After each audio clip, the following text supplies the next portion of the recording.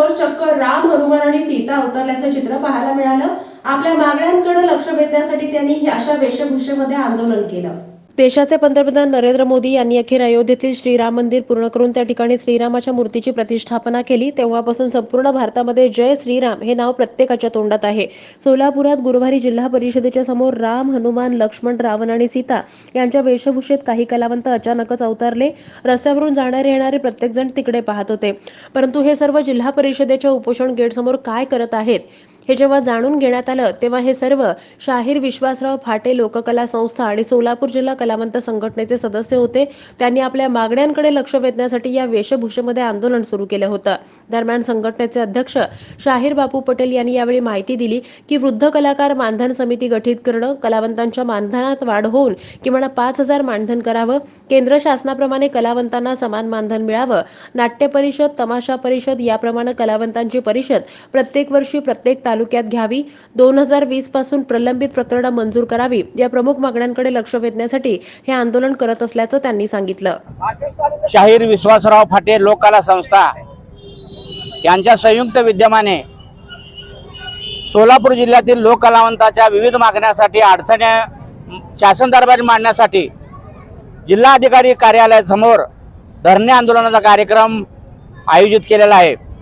आज जिल्ह्यातील कलावंत बहुसंख्येने आपल्या सोलापूर जिल्ह्यामध्ये उपस्थित राहिलेले आहेत।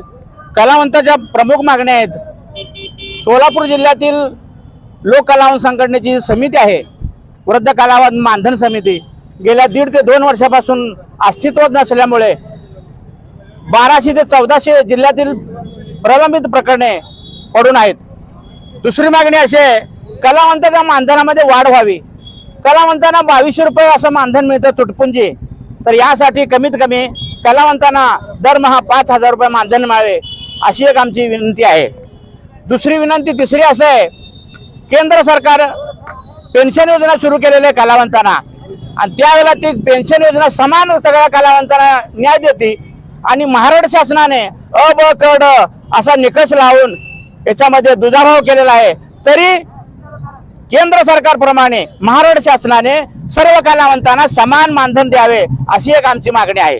चौथी मागणी अशी आहे, शासनातर्फे नाट्य परिषद, तमाशा परिषद असे भरवले जाते, परंतु लोक कलावंताची परिषद प्रत्येक वर्षी प्रत्येक जिल्ह्यामध्ये आयोजित करावी शासनाच्या वतीने अशी आमची मागणी आहे। दुसरी गोष्ट अशी आहे, सोलापूर जिल्ह्याच्या समाज कल्याण कार्यालयामध्ये जवळजवळ 1,500 प्रकरणे 2020 पासून प्रलंबित आहेत। त्या सर्वांचा निपटारा करावा आणि सगळ्याची मंजुरी करावी, आणि जे प्रलंबित प्रकरण आहेत ते मंजुरीत काढून त्याचा निकाल करावा। ह्या उद्देशाने सोलापूर जिल्ह्यातील लोक कलावंत कलेक्टर कचेरी समोर, पूनम गेटच्या समोर धरणे आंदोलनाचा कार्यक्रम सुरू केलेला आहे।